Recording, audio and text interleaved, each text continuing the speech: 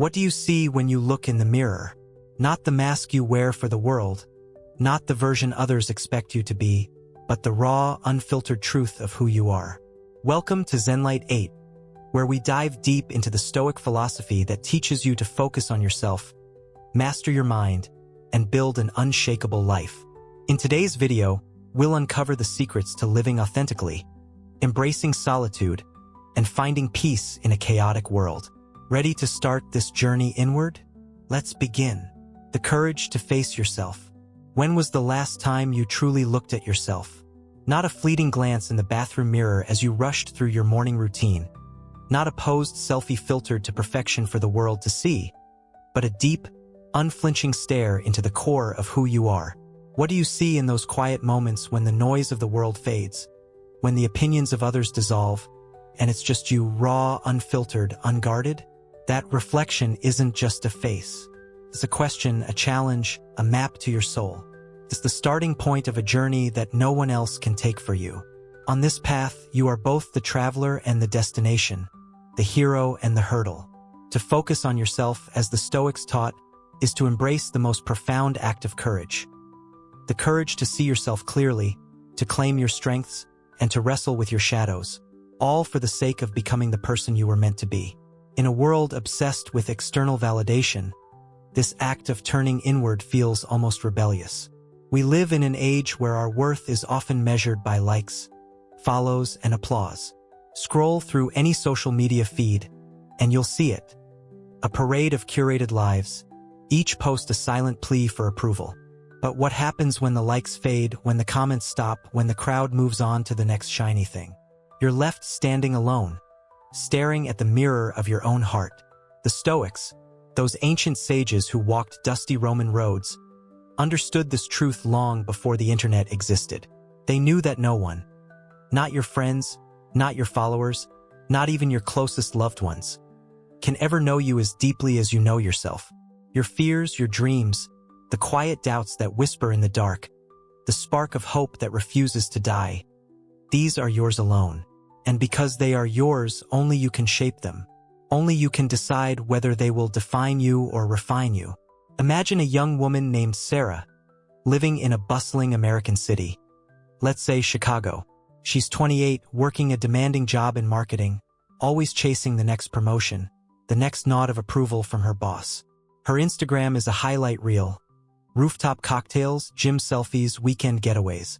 But late at night, when the city quiets and her phone is off, Sarah feels a hollowness she can't name. She's been running so fast, toward success, toward acceptance, that she's lost sight of who she's running for. One evening, after a particularly exhausting day, she catches her reflection in her apartment window. For the first time in years, she doesn't look away. She asks herself, who am I when no one's watching? What do I want? Not for them, but for me. That moment, the decision to pause, to question, to listen, is the spark of Stoic wisdom igniting within her. It's the beginning of focusing on herself, not as an act of selfishness, but as an act of sovereignty over her own life. This focus isn't about shutting out the world or ignoring the people you love. It's about recognizing that your greatest power lies within the choices you make in solitude. No one else can climb the mountain of your potential. No one else can face the fears that keep you up at night or nurture the dreams that light up your mornings. The Stoics didn't chase applause because they understood its fleeting nature. Think of Marcus Aurelius, a Roman emperor who could have had the world's adoration at a snap of his fingers.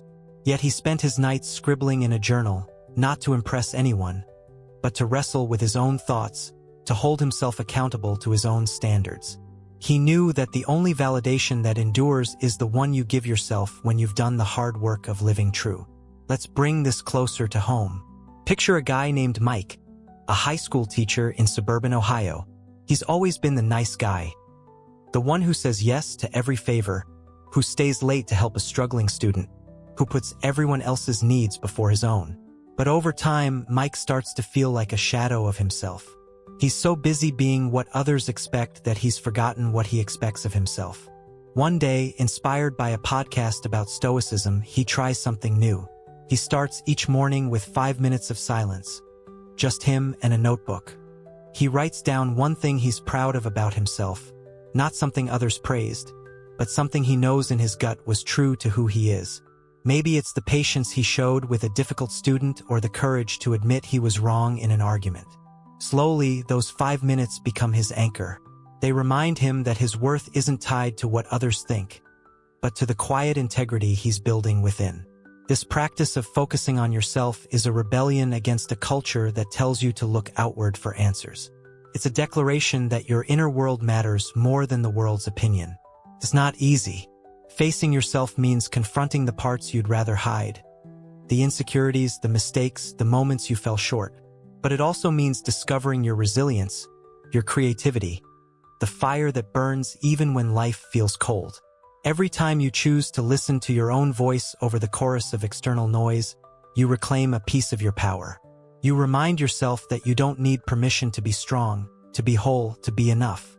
Consider the story of Maya Angelou, a woman whose life was a testament to this Stoic principle. She faced unimaginable hardships, poverty, abuse, discrimination. Yet she never let the world's judgment define her.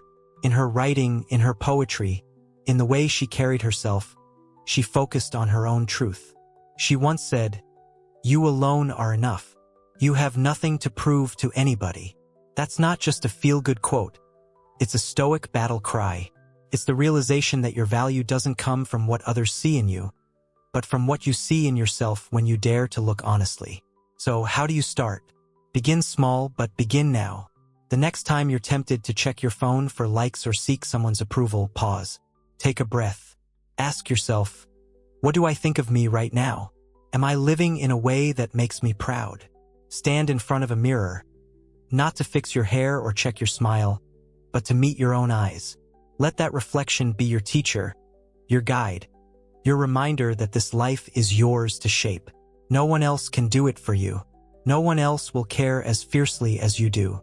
And no one else can unlock the potential that's waiting inside, ready to bloom the moment you give it your focus. This journey inward is just the beginning. To truly focus on yourself, you must also learn to see through the illusions that pull you away from your truth. Starting with the seductive trap of external validation. The mirage of external validation. What are you chasing when you post that perfect photo online? When you refresh your screen for likes?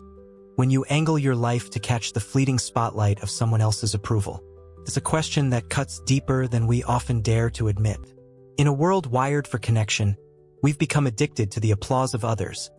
A nod from a colleague, a heart emoji from a stranger, a shout-out at a party. But here's the truth the Stoics knew centuries ago, a truth that echoes louder in our digital age. Seeking external validation is like chasing a mirage in a desert. It shimmers with promise, luring you forward with the illusion of fulfillment.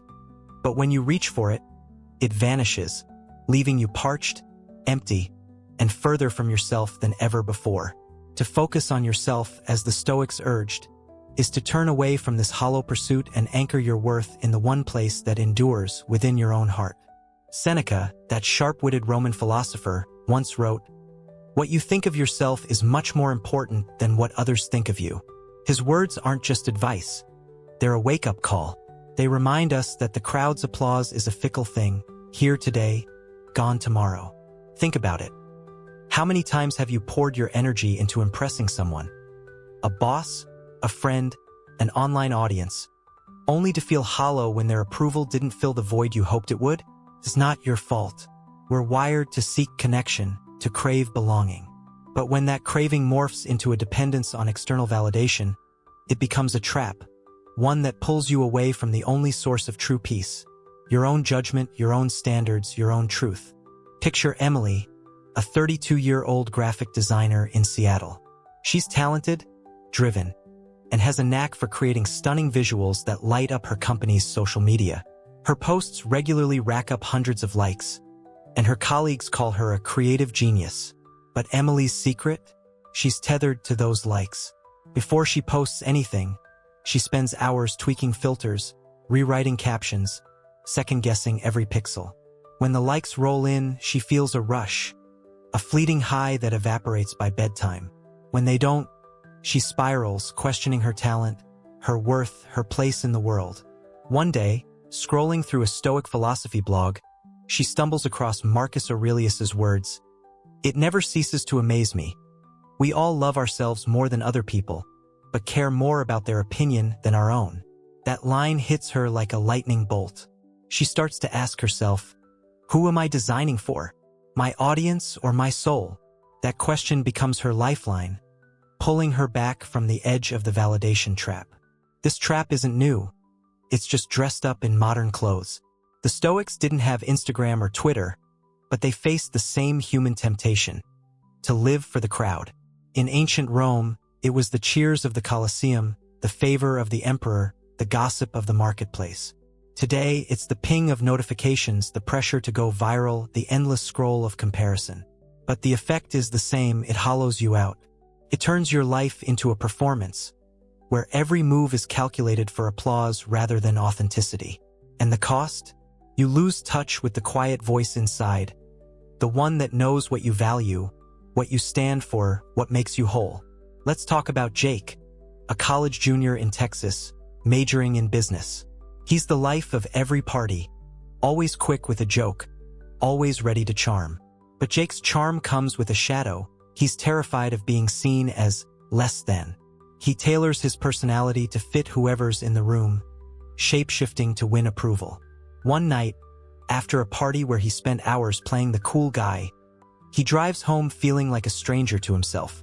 Exhausted, he pulls over and sits in silence, something he hasn't done in years. In that stillness, he realizes he's been living for everyone else's laughter, everyone else's nod. Inspired by a Stoic idea he read in a philosophy class, that your worth comes from your own choices, not others' opinions, he starts a new habit. Before posting, before speaking, before acting, he pauses and asks, is this for me or for them? Does this reflect who I am or who I think they want me to be? That simple question becomes his compass, guiding him back to himself. Why do we fall into this trap so easily? It's because external validation feels good, really good. It's a hit of dopamine, a quick fix for our insecurities. But like any drug, it wears off, leaving you craving more. The Stoics saw through this illusion. They knew that true fulfillment doesn't come from the outside. It grows from within, like a seed you nurture with discipline, honesty, and courage. When you chase likes or praise, you're not just seeking approval, you're handing over your power. You're letting others define your worth, your mood, your day. And the moment you do that, you're no longer free. You're a puppet, strings pulled by the whims of a world that doesn't know you half as well as you know yourself. Consider the story of Oprah Winfrey, a woman who could have let the world's opinions shape her. Early in her career, she faced criticism. Her look, her style, her very presence didn't fit the mold of what a TV host should be. But Oprah didn't bend. She focused on her own vision, her own truth, her own mission to uplift and inspire. She once said, "The greatest discovery of all time is that a person can change their future by merely changing their attitude." That's Stoic wisdom in action, valuing your own perspective over the noise of the crowd. Oprah's empire wasn't built on chasing applause. It was built on trusting herself, even when the world wasn't clapping. So how do you break free? Start by questioning your impulses. The next time you're about to share something online, a photo, a thought, a milestone, pause. Ask yourself, why am I doing this? Is it to document my growth, to celebrate my truth, or to fish for validation? There's no shame in wanting connection, but there's danger in needing it to feel whole. Try this. For one day, don't post anything. Don't check your likes. Don't seek anyone's approval. Instead, write down one thing you did that made you proud. Not because it impressed someone else, but because it felt true to you. Maybe it's finishing a tough workout, helping a coworker, or just getting out of bed when you didn't want to. That act of self-acknowledgement is the antidote to the validation trap. It's the beginning of building a life that answers to you, not the crowd. This shift isn't just about saying no to external noise. It's about saying yes to something deeper. It's about creating space to hear your own voice, to trust your own judgment, to stand tall in your own worth. Because when you stop chasing mirages, you start building something real. A foundation that no storm can shake. A peace that no opinion can steal. And that foundation begins with the courage to look inward, to ask not what the world thinks of you, but what you think of yourself when the lights go out and the audience is gone. The power of self-reflection. The mirror doesn't lie, but it doesn't always tell the whole story either. It shows you the surface, your eyes, your smile, the lines of a life lived. But it's up to you to see beyond the glass, to dive into the depths of who you are and who you're becoming. Self-reflection isn't about staring at your flaws until they swallow you whole. It's not about drowning in guilt or picking apart every mistake.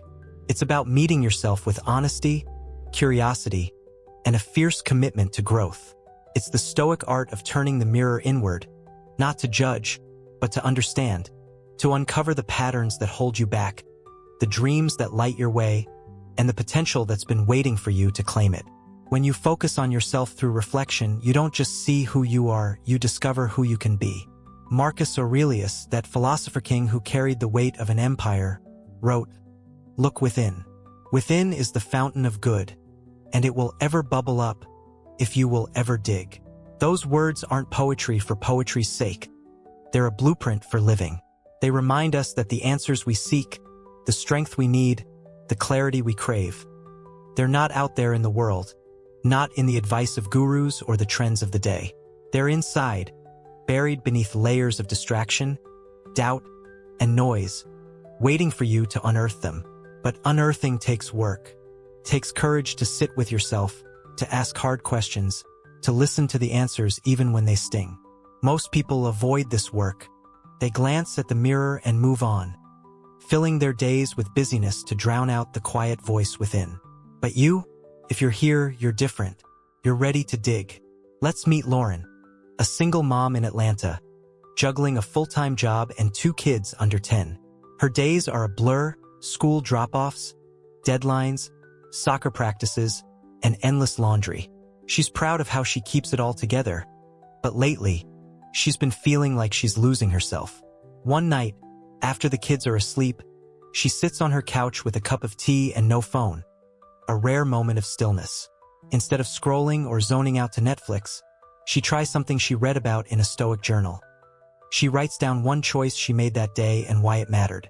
She picks a moment when she stayed calm during a tantrum, not because it was easy, but because she wanted her kids to see patience. That small act of reflection shifts something inside her. It's not just about the tantrum. It's about recognizing her own strength, her own values, her own progress. She starts doing this every night, and slowly, the blur of her days starts to feel like a life she's choosing, not just surviving. Self-reflection is like sharpening a blade. You don't do it once and call it done. You do it regularly, deliberately, to keep your edge. It's not about perfection. It's about progress. The Stoics didn't expect you to be flawless. They expected you to be honest. When you reflect, you're not beating yourself up for the times you stumbled. You're studying the stumble to walk better next time. You're noticing the excuses you lean on, the habits you tolerate, the moments you betray your own standards. And in that noticing, you find power. Because once you see the patterns, you can change them. Once you name the shadows, they lose their grip. Once you face the truth, you're free to build something stronger. Think about James, a software engineer in Silicon Valley. He's 35, successful by every metric. Great job, nice house, stock options piling up. But he's restless. He feels like he's on a treadmill, running faster but going nowhere. One day, stuck in traffic, he hears a Stoic quote on a podcast. "You have power over your mind, not outside events. Realize this, and you will find strength." It sticks with him. He starts a nightly ritual. 10 minutes with a notebook, no distractions. He writes down one thing he did well, one thing he could have done better, and one thing he's grateful for. At first, it feels awkward, like talking to a stranger. But over weeks, he starts to see himself clearly. His tendency to overcommit, his fear of saying no, his quiet pride in mentoring a junior colleague. That clarity becomes his compass. He sets boundaries at work, carves out time for hobbies, and feels a spark he hasn't felt since his 20s. Reflection didn't change his circumstances. It changed how he navigates them. Why is reflection so powerful? Because it's the antidote to autopilot. Most of us drift through life, reacting to what's thrown at us, shaped by habits we don't question. Reflection pulls you out of that drift. It's like waking up in the middle of a dream and realizing you can steer it. It shows you the gap between who you are and who you want to be, not to shame you, but to guide you. It's how you spot the small betrayals, the times you said yes when you meant no, the goals you abandoned because they felt too hard, the values you compromised for convenience. And it's how you celebrate the quiet victories, the moments you chose courage, the days you showed up despite the weight, the times you stayed true when it would have been easier to fold. Reflection isn't always comfortable. It asks you to face things you'd rather ignore, your procrastination, your insecurities, the promises you broke to yourself. But discomfort is where growth lives. The Stoics knew this. They didn't shy away from hard truths. They leaned into them, because truth is the raw material of progress. When you reflect, you're not just looking at your flaws, you're mapping your potential. You're seeing the fatigue in your eyes, yes, but also the resilience that keeps you going. You're noticing the scars, but also the strength they've forged. You're meeting yourself as you are, not to stay there, but to move forward with clearer eyes and firmer steps. Let's draw inspiration from someone real. Nelson Mandela. For 27 years, he was imprisoned, cut off from the world, confined to a cell. Yet, in that solitude, he reflected. He examined his anger, his fears, his hopes. He wrote, thought, and questioned, not to escape his reality, but to master it. That inner work didn't just sustain him. It shaped him into a leader who could forgive, unite, and inspire a nation. Mandela's reflection wasn't a luxury. It was a lifeline. It's a reminder that no matter your circumstances, you have the power to look within, to learn, to grow. How do you start reflecting? It's simpler than you think, but it takes commitment. Set aside 5 minutes each day, maybe in the morning with your coffee, maybe at night before bed. No phone, no noise, just you and your thoughts. Ask yourself, what did I do today that aligned with my values? Where did I fall short and why? What's one step I can take tomorrow to be better? Write it down or just think it through. The act itself is less important than the habit of showing up. Over time, those minutes will stack up, like bricks in a fortress, building a stronger, clearer version of you. Reflection is your teacher, but it's also your mirror, not the kind that flatters, but the kind that reveals. It shows you the dust on your soul, the distractions, the fears, the compromises, and it hands you the cloth to wipe it clean. It's how you strip away the fog of the world and see yourself as you truly are. Flawed, yes, but fiercely capable. Wounded, but still whole. Human, but brimming with potential. And in that seeing, you find the courage to keep going, to keep shaping, to keep becoming. But this inner work is only half the battle. To truly focus on yourself, you must also build something unshakable. A core that no storm can touch, a strength that endures when everything else falls apart. The unshakable core. Life has a way of testing you, doesn't it? It throws storms your way. Sudden losses, bitter betrayals, dreams that crumble like sand in your hands. One moment you're standing tall, plans neatly laid out like a map. The next, the world shifts, and you're left sifting through the wreckage. A job vanishes, a relationship fractures, a hope you held tight slips away. In those moments, when the ground beneath you trembles and the noise of chaos drowns out everything else, what's left? What endures when the external world, your titles, your achievements, your carefully built life, falls apart? The Stoics had an answer, one that resonates as fiercely today as it did in ancient Rome. Your core. Your will, your character, your discipline. These are the parts of you no storm can touch, no loss can erode, no failure can shatter. To focus on yourself is to nurture this unshakable core, to forge a sanctuary within that stands firm no matter how fiercely the winds howl. Epictetus, a man who knew suffering intimately, taught us this truth with piercing clarity. You may fetter my leg, but my will remains free. Born a slave, his body was once owned by another, his freedom stripped away, his leg broken by a cruel master. Yet even in chains, Epictetus discovered something no one could steal. His mind, his choices, his resolve. He understood that while the world can bind your circumstances, it cannot bind your spirit unless you let it. Your core is your last line of defense, your inner citadel, a sacred space where fate has no dominion. It's not built in moments of comfort or ease, but in the crucible of hardship, through the losses that teach you resilience, the failures that demand courage, the betrayals that force you to rebuild trust in yourself. This core isn't a gift. It's a creation, sculpted by every choice you make to rise, to endure, to stay true when it would be easier to break.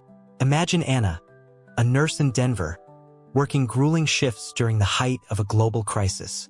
Day after day, she faces exhaustion, fear, and the weight of lives in her hands.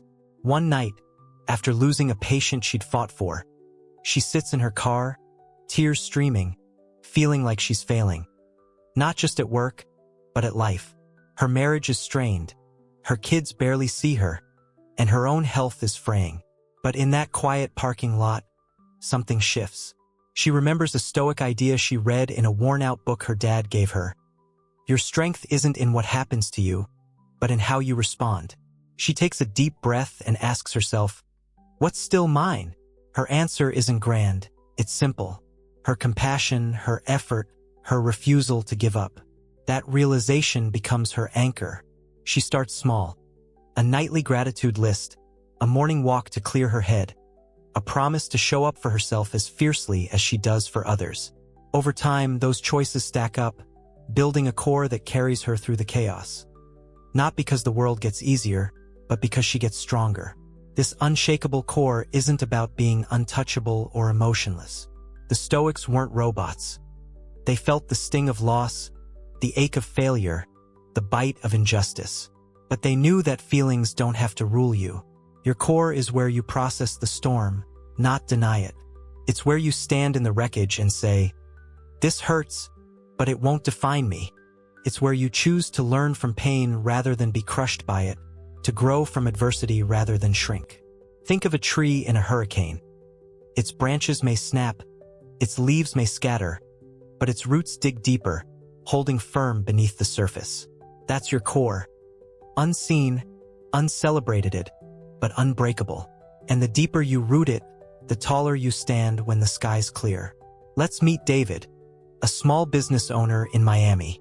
His restaurant, a dream he poured his savings and soul into, was thriving until a natural disaster hit, followed by economic turmoil. Overnight, his livelihood collapsed. Customers stopped coming, bills piled up, and the future he'd envisioned evaporated. Friends told him to give up, to cut his losses. But David, who'd been reading Stoic philosophy during late-night shifts, remembered something Marcus Aurelius wrote. You have power over your mind, not outside events. Instead of despairing, he reflected. He asked, what can I control? Not the economy, not the weather, but his attitude, his work ethic, his integrity. He pivoted, offering takeout, hosting community events, even delivering meals to struggling neighbors. His business didn't recover overnight, but his spirit did.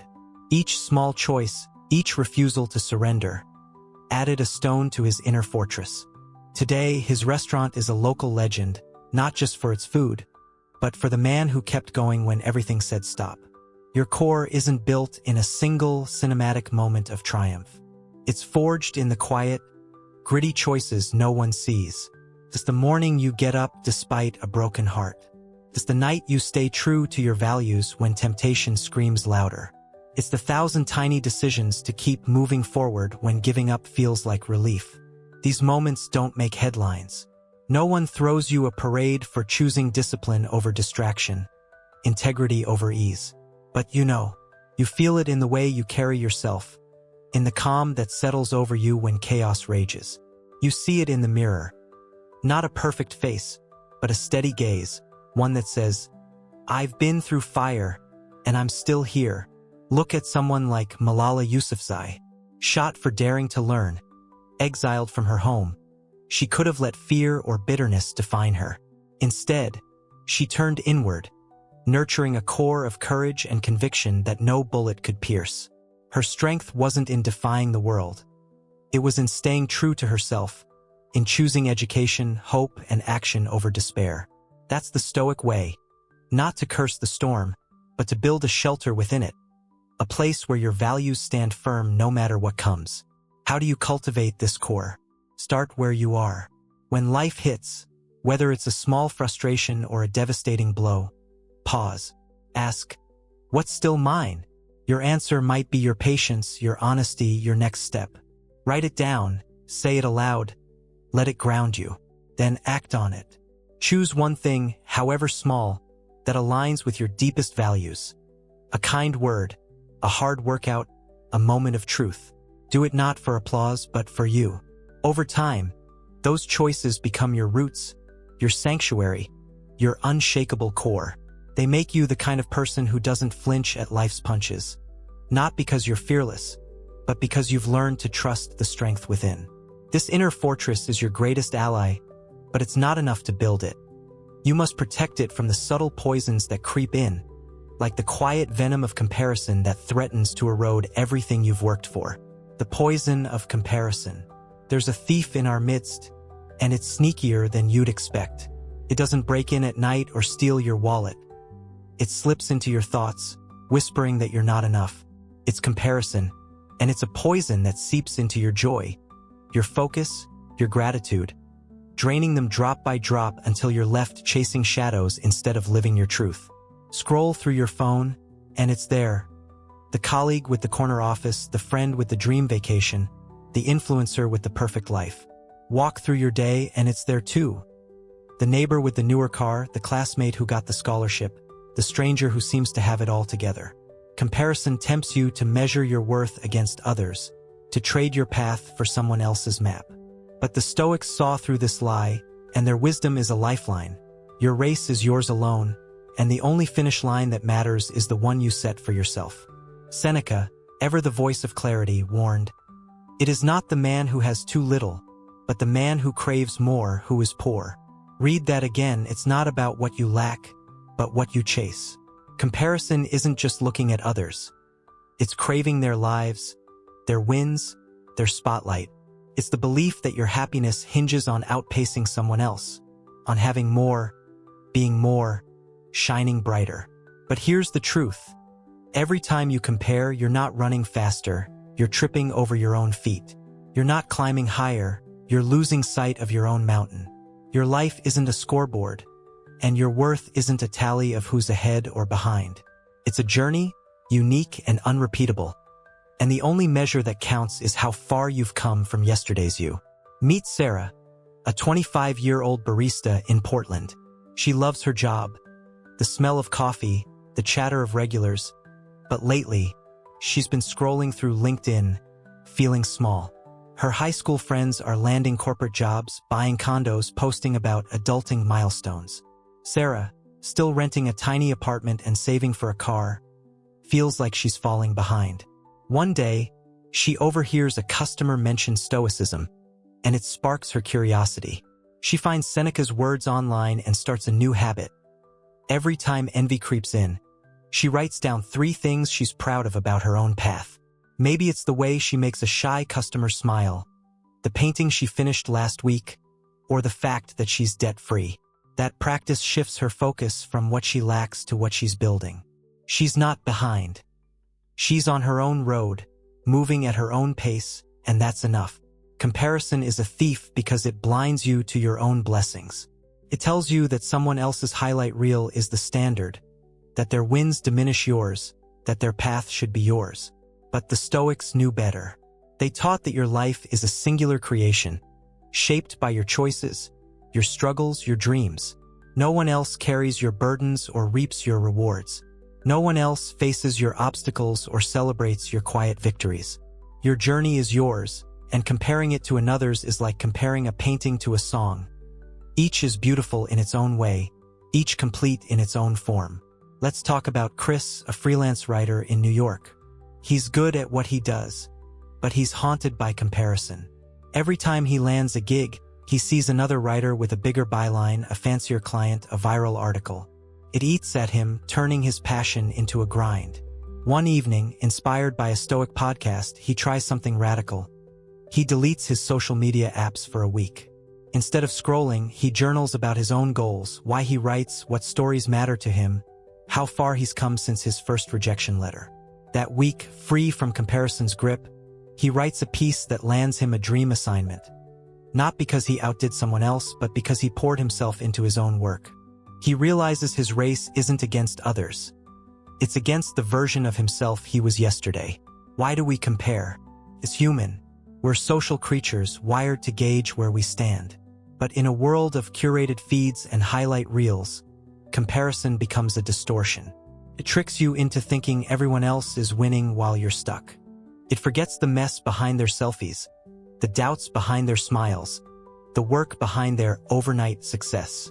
The Stoics didn't have social media, but they had their own arenas, Roman courts, public debates, social ladders. They saw comparison for what it was, a distraction from the real work of living well. Your progress isn't measured by someone else's milestones. It's measured by your steps, however small, toward the person you want to be. Take inspiration from someone like Serena Williams. She didn't become a legend by comparing herself to every other player. She focused on her game, her training, her heart. When asked about rivals, she'd say, "I'm my own competition." That's Stoic wisdom in sneakers and a tennis racket. Knowing that the only opponent worth facing is the one in the mirror, the one who can always be better, stronger, truer. Serena's victories weren't about outshining others. They were about outshining her past self, again and again. How do you escape comparison's grip? Start by catching it in the act. The next time you feel that pang of envy, over a coworker's raise, a friend's engagement, a stranger's Instagram, pause. Don't judge yourself. Just notice. Then shift your gaze. Write down 3 things you've done recently that moved you forward, no matter how small. Maybe you finished a project, had a tough conversation, or just showed up when you felt like hiding. Celebrate those wins. They're yours, not anyone else's. Then look at your goals, not theirs. Ask, what's my next step?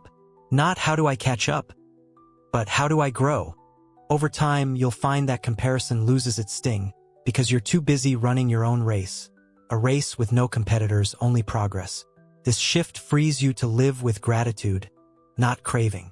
It lets you cheer for others without feeling less. It reminds you that your path, with all its twists and triumphs, is enough.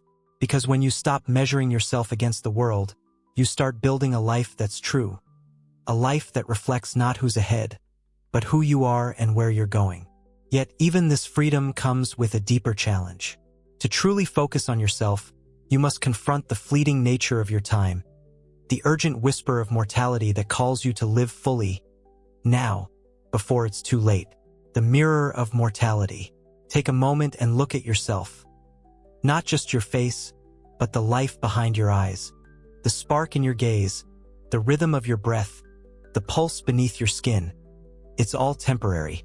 One day, the mirror will reflect a different you. Older, weathered, closer to the edge of this fleeting existence. Your strength will soften, your steps will slow, and the time you take for granted now will slip through your fingers like sand. This isn't meant to scare you, though it might stir a quiet unease. It's meant to wake you up, to shake you free from the illusion that tomorrow is guaranteed. The Stoics called this practice memento mori. Remember you will die, not to cast a shadow over your days, but to flood them with light, to remind you that every heartbeat is a gift, every moment a chance to live with purpose. To focus on yourself is to hear this urgent whisper of mortality and let it guide you, not to fear, but to fullness. The Stoics didn't dwell on death to wallow in gloom. They saw it as the ultimate teacher, a lens that sharpens what matters and blurs what doesn't. When you remember that your time is finite, the trivial falls away. Petty arguments, endless scrolling, grudges that weigh you down. Suddenly, the things you've been putting off, calling your mom, starting that project, forgiving yourself, become urgent, not because you're running out of time, but because you're choosing to spend it wisely. This awareness isn't a burden. It's a liberation. It's the Stoic secret to living fiercely, intentionally, as if each day were a canvas you're painting with your truest colors. Picture Mia, a 40-year-old librarian in Boston. She's always been the steady one, reliable at work, present for her friends, a rock for her family. But deep down, she's been haunted by a dream she's shelved for years. Writing a novel. Life kept getting in the way, bills, responsibilities, the daily grind. One day, She attends a funeral for a colleague who passed unexpectedly, a woman her age, full of plans she never got to chase. The weight of Memento Mori hits Mia hard, not as despair, but as clarity. She starts waking up an hour earlier, not to check emails, but to write. Just 500 words a day, messy and unpolished, but hers. Each sentence is a defiance of delay, a nod to the truth that her time is limited, and she won't let it pass unlived. 2 years later, her novel isn't finished, but she's halfway there, and the joy she feels isn't in the pages. It's in the choice to start, to honor the ticking clock with action. Why do we waste so much time on what doesn't matter? We fuss over likes, stew over slights, delay our dreams for a better day that may never come. The Stoics saw this as a betrayal of life itself. Every moment spent on anger, comparison, or procrastination is a moment stolen from your potential. Imagine you're given a bank account with a fixed balance, not of money, but of days. Each morning you draw from it, never knowing when it'll run dry. Would you spend those days refreshing your feed, replaying an argument, or waiting for permission to begin? Or would you invest them in what makes you feel alive, learning, loving, creating, growing? Memento Mori is the Stoic nudge to choose the latter, to treat each day as a miracle, not a given. Let's meet Ryan, a carpenter in rural Montana. At 55, he's healthy, strong, but a recent health scare, a routine checkup that turned serious, shakes him. Lying awake that night, he thinks about his dad, who died young, and the plans they never got to share. Instead of sinking into fear, Ryan decides to act. He starts small. Every evening, he writes a letter to his teenage daughter, not to send yet, but to leave behind someday. In those letters, he shares stories, lessons, the love he's too shy to say aloud. He also picks up woodworking again, crafting a table he's always wanted to build. These acts aren't grand, but they're his way of saying yes to life, of squeezing meaning from a reality that won't last forever. Ryan's not running from death. He's running toward life, fueled by the truth that his days are numbered. This practice isn't about obsessing over the end. It's about embracing the now. Death isn't the enemy. It's the reminder that your life is happening today, not tomorrow, not someday. The Stoics used Memento Mori to cut through the fog of distraction, to focus on what's real. Think of Steve Jobs, not a Stoic in name, but one in spirit. In a famous speech, he said, "Remembering that I'll be dead soon is the most important tool I've ever encountered to help me make the big choices in life." That's Memento Mori in Silicon Valley terms, using the certainty of death to strip away fear, doubt, and delay, to live with urgency and gratitude. How do you bring this into your life? Start simple, but start now. Each morning, as you brush your teeth or sip your coffee, pause for a minute. Think, this could be my last day, not to scare me, but to wake me up. Let that thought guide you. What would you do differently? Maybe it's hugging your partner a little longer, tackling a task you've avoided, or just savoring the sunrise instead of rushing past it. Try this. Keep a small object, a stone, a coin, as a Memento Mori token. When you touch it, let it remind you to live this moment fully, to let go of what's trivial and hold tight to what's true. Over time, this practice rewires you. It turns procrastination into purpose, resentment into release, apathy into action. Memento Mori doesn't ask you to fear death. It asks you to love life. It's the spark that lights up your days, the call to build something meaningful while you still can. Because when you see your reflection and know it's temporary, you don't shrink, you shine. You don't wait, you act.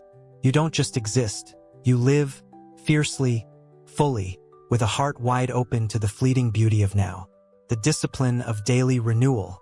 Every morning, the sun rises, and with it comes a choice. Will you carry yesterday's weight, its regrets, its failures, its fatigue, or will you begin again? Life doesn't hand you a clean slate, but it offers you the chance to write a new page, to recommit to the person you want to become. The Stoics understood this better than most. They saw each dawn as a gift, not a guarantee, a fresh opportunity to align your actions with your deepest values. To focus on yourself is to embrace this discipline of daily renewal. not as a burden, but as a rhythm, a sacred practice that keeps you grounded when the world pulls you in every direction. It's the Stoic art of starting over, not once, but every single day, with gratitude, intention, and the quiet resolve to keep building your best self. Marcus Aurelius, a man who carried the burdens of an empire, wrote, "When you arise in the morning, think of what a privilege it is to be alive, to breathe, to think, to enjoy, to love." These aren't the words of someone who took life lightly. They're the words of a warrior who knew that each day is a battle, not against enemies, but against distraction, despair, and the temptation to coast. Renewal isn't about erasing your past or ignoring your responsibilities.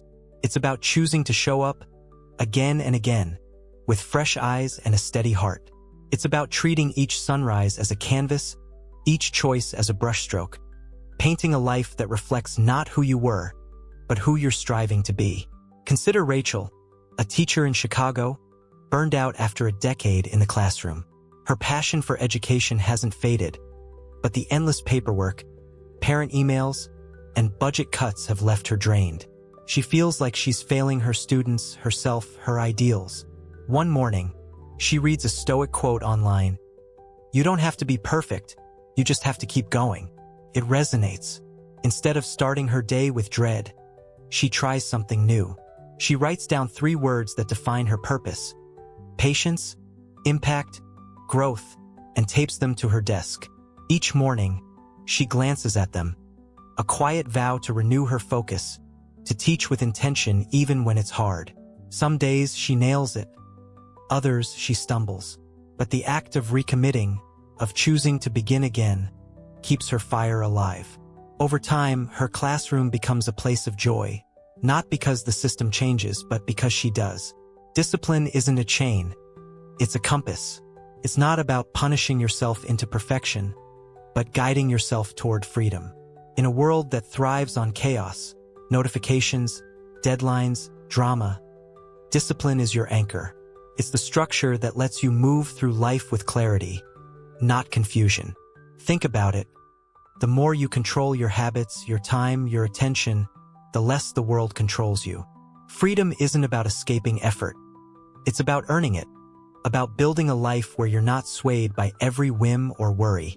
The Stoics knew this. They didn't chase fleeting pleasures or quick fixes. They chased consistency, the kind that compounds into strength, resilience, and peace. Let's meet Ethan, a 30-year-old mechanic in Nashville.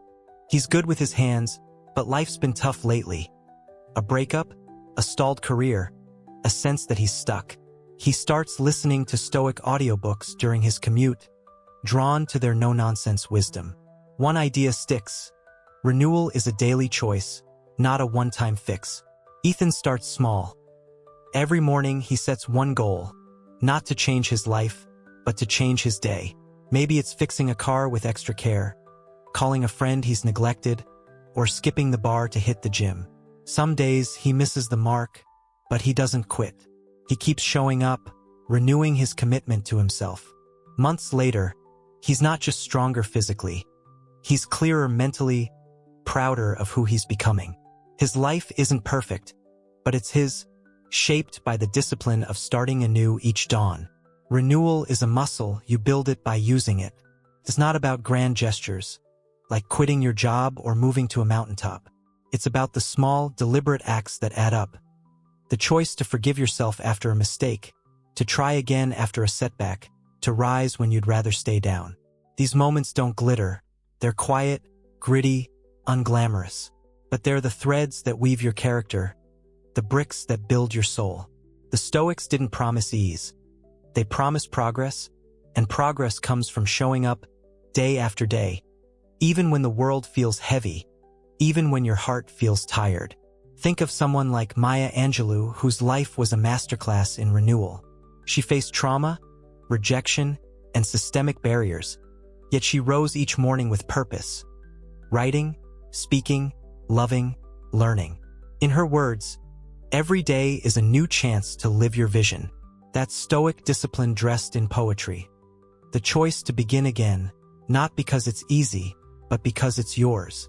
Angelou didn't wait for the world to applaud her. She applauded herself by living true, by renewing her commitment to her voice, her truth, her light. How do you practice this discipline? Start where you stand. Each morning, take a moment before your phone, before the rush. Write down one intention for the day. Maybe it's to listen more, to push harder, to be kinder to yourself. Say it aloud, let it sink in. Then, at night, reflect, not to judge, but to learn. What went well? What could be better? What's one step for tomorrow?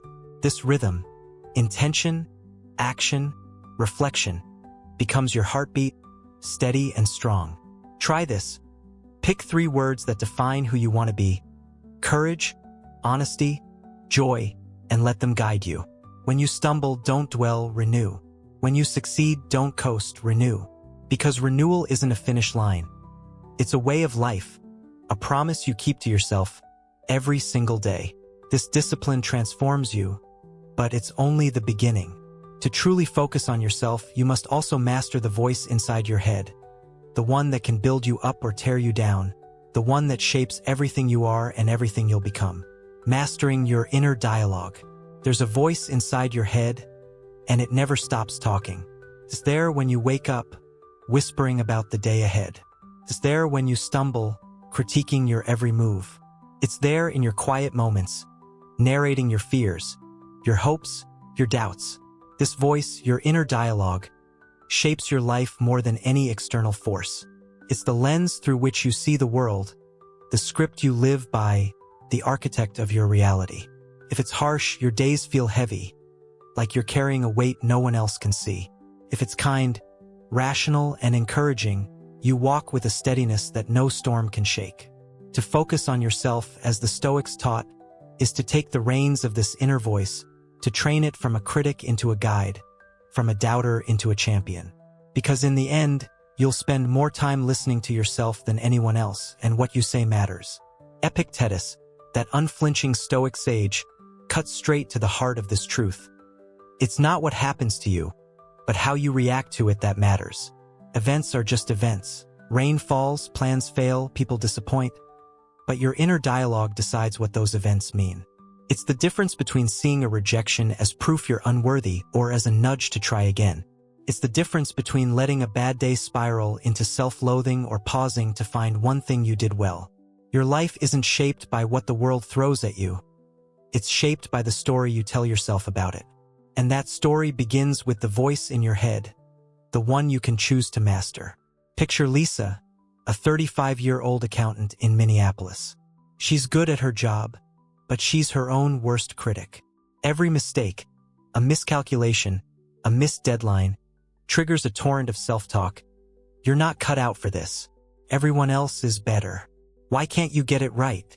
That voice follows her home, turning small setbacks into proof of failure. One day, she stumbles across a Stoic idea in a self-help book. Question your thoughts. Don't just believe them. She starts a simple practice. When that harsh voice pipes up, she writes down what it says. I'm a failure because I messed up that report. Then she challenges it. Is this true? No, I made a mistake, but I've also delivered great work. Is this useful? No, it's just dragging me down. What's a better thought? I'll learn from this and do better tomorrow. At first, it feels forced, but over weeks, her inner dialogue shifts. It's not perfect, but it's kinder, clearer, and it lifts her instead of crushing her. She starts to feel lighter, not because her life changes, but because her lens does. Your inner dialogue is like a roommate you can't evict. You're stuck with it, so you'd better make it a good one. Most of us let it run wild, repeating old scripts we didn't even write. Fears from childhood, criticisms we internalized, doubts we picked up along the way. But the Stoics knew you don't have to be a passenger in your own mind. You can be the driver. You can teach that voice to speak with reason, not reaction. With compassion, not cruelty. With purpose, not panic. This isn't about silencing your emotions. Stoicism isn't about being cold or detached. It's about emotional maturity, about feeling deeply but choosing wisely. It's about treating yourself like you'd treat a dear friend, with patience, fairness, and faith in their potential. Let's meet Jamal, a a 27-year-old barista and aspiring musician in Los Angeles. He's got talent, but stage fright keeps him from open mics. His inner voice is brutal. You'll choke. They'll laugh. You're not good enough. It's paralyzing.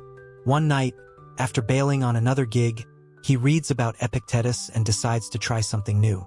Before bed, he talks to himself. Not in his head, but out loud, like he's coaching a buddy. Hey, you're nervous, and that's okay. You've practiced. You love this. Just show up and play one song. That's enough. The next week, he steps on stage, heart-pounding, and plays not perfectly, but he does it. That small win quiets the critic inside, replacing it with a voice that says, "You did it once. You can do it again." His music starts to soar, not because his talent changes, but because his inner dialogue does. Why does this matter so much? Because your inner voice is the soundtrack of your life. If it's a dirge, you'll drag through your days. If it's an anthem, you'll rise to meet them. The Stoics weren't chasing happiness. They were chasing clarity, the kind that comes from a mind you trust. When your inner dialogue is rational, you don't spiral over what you can't control. When it's compassionate, you don't punish yourself for being human. When it's encouraging, you don't shy away from your own potential.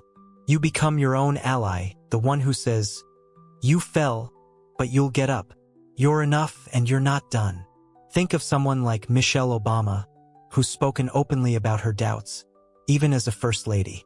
In her memoir, she talks about moments when her inner voice questioned her place, her worth, her voice. But she learned to challenge it, to remind herself of her strength, her purpose, her truth. That's Stoic mastery, not ignoring the doubt, but answering it with reason and resolve. It's what carried her through scrutiny, pressure, and history, not as a perfect woman, but as a real one, grounded in her own mind. How do you master your inner dialogue? Start small, but start today. When you catch a negative thought, "I'm a mess. I'll never get this right," don't fight it. Write it down. Ask 3 questions. Is this true? Is this useful? Is this kind? Then rewrite it. "I'm struggling, but I'm learning. I'll keep going." Try talking to yourself like a mentor would, calm, clear, supportive. Do it daily, like brushing your teeth, until it's second nature. Over time, that voice won't just narrate your life. It'll lift it, guiding you toward the person you're capable of being. Because when you master your inner dialogue, you master your foundation, the bedrock on which everything else stands. The strength of solitude. In a world that's always on, notifications buzzing, schedules packed, voices clamoring for your attention, solitude feels like a forgotten art. We're taught to stay connected, to keep up, to fill every moment with noise. But what happens when you step away from the crowd, when you turn off the screen, when you let the silence settle? You don't find emptiness, you find yourself. Solitude isn't isolation, nor is it loneliness. It's nourishment, a sacred space where you reconnect with the parts of you the world drowns out. The Stoics knew this secret, and it's as vital now as it was then. To focus on yourself, you must carve out moments of stillness, not to escape life, but to engage with it more deeply, more truly. In solitude, you discover clarity, strength, and a truth that no one else can give you. Marcus Aurelius, leading an empire through chaos, found refuge in solitude. At night, in his tent, far from the clamor of Rome, he journaled, not for fame, but for himself. Those words, now immortalized as meditations, weren't meant for us. They were his way of recalibrating his soul, of sifting through his thoughts to find what was real. Seneca, too, urged us to retreat inward, to make time not just to live, but to understand how we're living. Solitude, for them, wasn't a luxury. It was a necessity, a forge where they sharpened their minds, a mirror where they faced their truths. In our age of constant connection, their wisdom feels radical. To be whole, you must sometimes be alone. Picture Emily, a 29-year-old social worker in Philadelphia. Her days are full, clients, meetings, family calls, and her nights are spent scrolling to unwind. But lately, she feels disconnected, not from others, but from herself. She's so busy being there for everyone that she's forgotten what she needs. One weekend, Inspired by a Stoic article, she tries an experiment. A morning with no phone, no plans, just her and a notebook.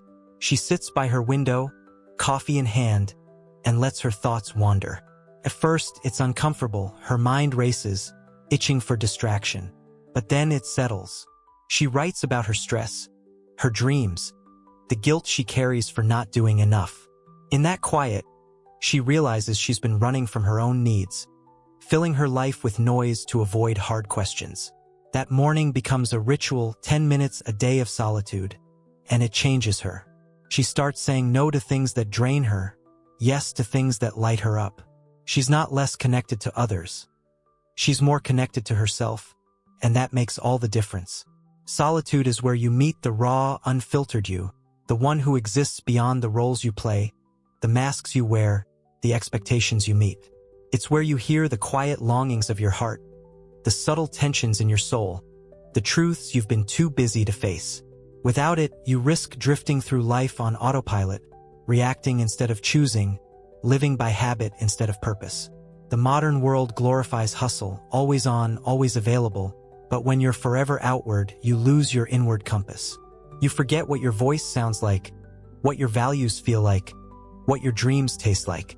Solitude brings you back, not by pushing the world away, but by pulling yourself closer. Let's meet Carlos, a 42-year-old construction worker in Houston. He's a family man, always on the go, work, kids' soccer games, church events. He loves his life, but he's been feeling restless, like he's lost a piece of himself. One evening, after a long shift, he skips his usual TV routine and sits on his porch, no phone, no noise. It's awkward at first, he's not used to being alone with his thoughts. But in that stillness, memories surface. His old love for sketching, a hobby he dropped years ago. He starts spending 10 minutes a day in solitude, sketching again, not for anyone, just for him. Those moments become his sanctuary. He's clearer at work, calmer at home, not because his life slows down, but because he's found a space to hear himself. His sketches aren't masterpieces, but they're his, and they remind him who he is beyond the daily grind. Solitude takes courage. It's not just about being alone. It's about being honest. It's facing your doubts without distraction, your flaws without excuse, your dreams without deferral. It's where you ask, am I living true? What do I need to hear right now? And listen, really listen to the answer. Most people avoid this because it's raw, unfiltered, sometimes uncomfortable. But discomfort is where clarity lives. In solitude, you strip away the noise, the opinions, the trends, the chatter, and find what's left. You, whole and human, with all your scars and all your light.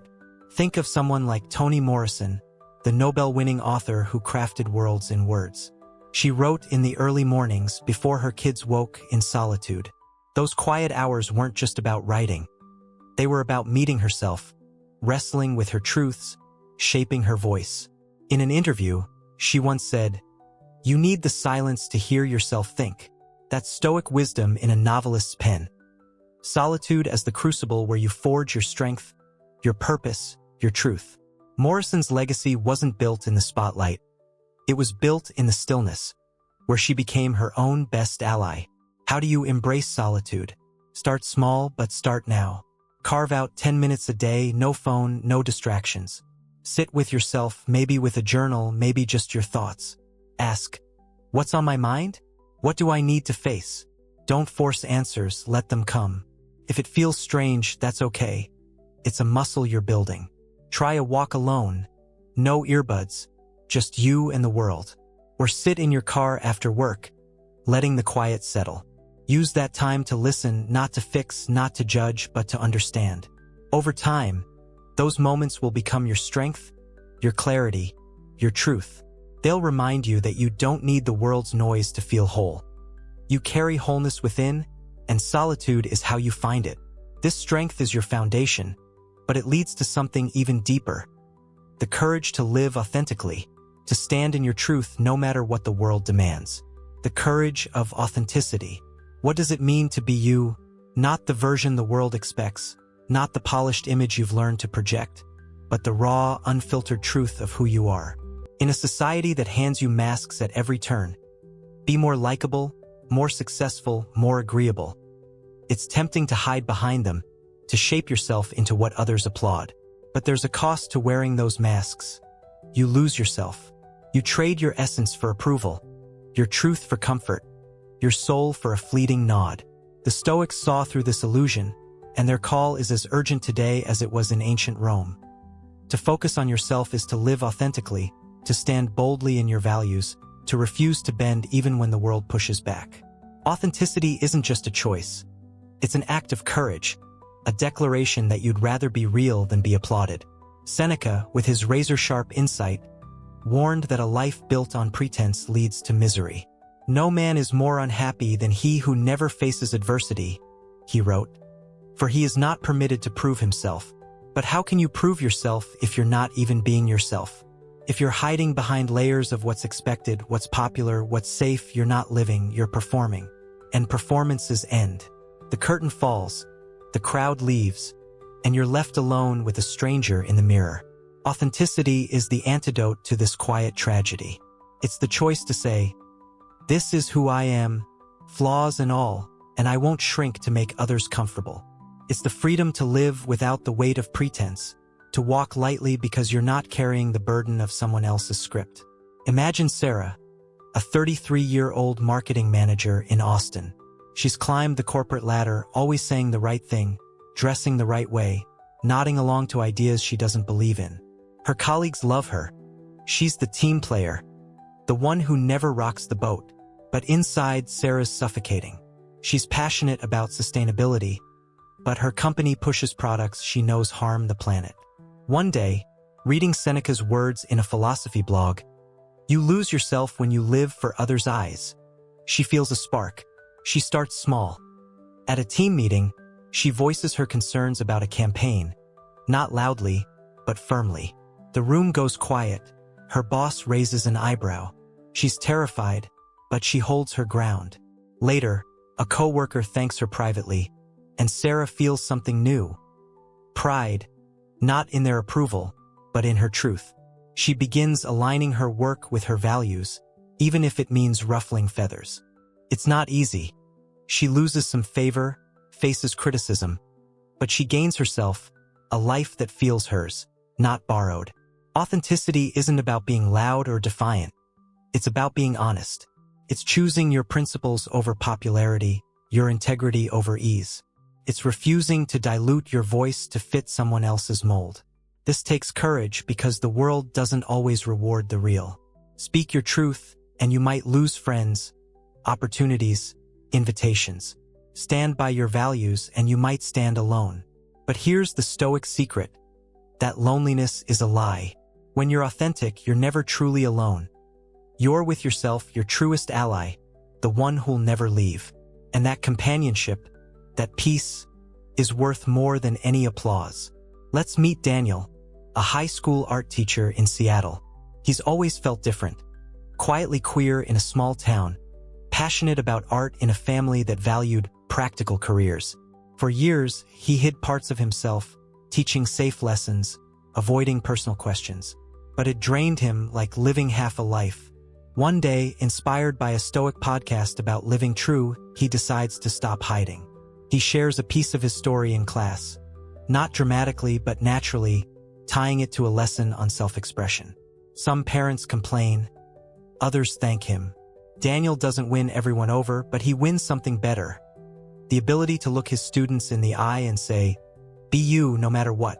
His classroom becomes a haven, not because he's perfect, but because he's real. Why is authenticity so hard? Because it's vulnerable. It's standing naked in a world that loves armor, saying, "This is me. Take it or leave it." It's knowing not everyone will understand you, and choosing to be okay with that. But it's also freedom, the freedom to stop pretending, to stop shrinking, to stop living for someone else's script. The Stoics didn't care about being liked. They cared about being right, not in a smug way but in a soul-deep way. They knew that a life built on truth, however messy, is lighter than one built on lies, however polished. Think of someone like Fred Rogers, Mr. Rogers to generations of Americans. In a world that prized flash and cynicism, he was gentle, earnest, unapologetically kind. Critics called him soft, outdated, but he never wavered. He once said, "The greatest gift you ever give is your honest self." That's stoic courage in a cardigan. Living your truth, not because it's easy, but because it's right. Rogers didn't change the world by shouting. He changed it by being himself, quietly, consistently, authentically. How do you live this way? Start where you are. Each night, reflect. Was there a moment I silenced my truth today? Maybe you bit your tongue to avoid conflict or laughed at a joke that stung. Write it down, not to dwell, but to plan. Tomorrow, I'll speak up, even if my voice shakes. Try small acts of honesty. Say no when you mean it. Share an idea you've held back. Wear what feels like you, not what's trending. Notice how it feels. Scary, yes, but alive. Over time, those acts stack up, building a life that's not just yours, but you raw, real, radiant. Because authenticity isn't a destination. It's a practice, a daily vow to show up as yourself, no matter who's watching. The mastery of presence. What if the secret to a meaningful life isn't in chasing the future or rewriting the past, but in fully living the moment you're in right now? Life pulls you in every direction. Regrets tug you backward. Worries drag you forward. Distractions scatter you sideways. But there's a place where your power lives, where your choices matter, where your life unfolds. The present. The Stoics understood this with crystalline clarity, and their wisdom is a beacon in our frantic world. To focus on yourself is to master presence, to anchor yourself in the now with such awareness that no storm can shake you, no fear can steal you, no noise can drown you. Presence isn't passive. It's the most active state of being, the art of living deliberately, fully, right here, right now. Marcus Aurelius wrote, "Confine yourself to the present, not to limit you, but to free you. The past is a memory, fixed and untouchable. The future is a dream, uncertain and out of reach. Only the present is yours, yours to shape, yours to savor, yours to claim. Yet how often do you let it slip away? You replay yesterday's mistakes, imagining how you could have done better. You stress about tomorrow's unknowns, scripting disasters that may never come. Meanwhile, today, the only place you can act, love, grow, passes unnoticed, like a song you forgot to hear. Presence is the stoic antidote to this drift, the practice of bringing your full attention to the moment at hand, where life actually happens. Imagine Claire, a 38-year-old pediatric nurse in San Diego. Her days are a whirlwind, patients, charts, emergencies, and her mind is always racing, worrying about the next shift or replaying a tough case. She's good at her job, but she's missing her life. One day, a patient's mom, a yoga teacher, mentions mindfulness, sparking Claire's curiosity. She digs into Stoicism and finds Marcus Aurelius's call to the present. She starts a practice. 3 times a day, she pauses, breathes deeply, and names what she senses. 3 things she sees, hears, feels. In the hospital cafeteria, it's the hum of voices, the warmth of her coffee, the chair beneath her. At first, it feels silly, but it grounds her. She notices her patients' smiles, not just their charts. She hears her daughter's laugh, not just her to-do list. Presence doesn't slow her days. It deepens them, turning routine into richness. Presence is power because it's where your agency lives. You can't change what was said in yesterday's argument, but you can choose your words now. You can't control next week's outcome, but you can control your effort today. The Stoics weren't chasing Zen-like calm. They were chasing clarity, the kind that comes from acting with full awareness. When you're present, you're not a victim of circumstance. You're the architect of your experience. You respond, not react. You listen, not assume. You live, not just endure. It's the difference between rushing through a meal and tasting every bite, between hearing your friend's voice and truly understanding their heart. Let's meet Alex, a 24-year-old graphic designer in Brooklyn. He's ambitious, but his mind is a tug of war, regretting a failed pitch, stressing about a client deadline. He's always half here, distracted by what-ifs. One night, inspired by a Stoic video, he tries something new, a presence walk. No phone, no earbuds, just him and his neighborhood. He notices the graffiti on a wall, the rhythm of his steps, the breeze on his face. It's not magical, but it's grounding. He starts doing it daily, adding a moment before work to focus. Right now, I'm here. What's my next step? That focus sharpens his designs, calms his nerves, makes his coffee chats with friends feel alive. He's not less driven, he's more effective because he's fully in his moments, not scattered across time. Why is presence so hard? Because the world trains you to escape it. Phones buzz with updates, ads scream for attention, your brain churns with should-haves and could-bes. But every distraction is a theft, a piece of your life lost to noise. The Stoics knew this, even without screens. They saw how easily we flee the now, chasing illusions of control over what's gone or what's coming. Presence is their rebellion, a refusal to let life pass unlived, a commitment to show up for every breath, every choice, every chance to be you. Think of someone like Kobe Bryant, whose focus was legendary. On the court, he wasn't thinking about last game's loss or next season's championship. He was in the moment, every dribble, every shot. Off the court, he spoke about being present with his daughters, listening fully, not half-glancing at his phone. That's Stoic mastery in a Lakers jersey. Giving your all to now because now is where your impact lives. Kobe's legacy wasn't built in daydreams. It was built in presence, one deliberate moment at a time. How do you master it? Start simple, but start today. Several times a day, pause. Breathe deeply. Name 3 things you see, 3 you hear, 3 you feel. Let it anchor you. Your desk's texture, a bird's chirp, your heartbeat. Try a 5-minute ritual. No phone, just you, noticing your thoughts without chasing them. Before a big moment, a meeting, a date, center yourself. I'm here now. Over time, these practices weave presence into your life, like a thread that strengthens every step. You'll find time slows, worries fade, and the small things, sunlight on your skin, a stranger's smile, become profound. Because presence isn't just living, it's living well. This mastery completes the Stoic journey, but it's also a beginning. Each moment you choose presence, authenticity, and focus, you build a life not just endured, but cherished. A life that shines not because it's perfect, but because it's yours, lived fully, fiercely, now. Here you stand, at the end of a journey that's really just a beginning.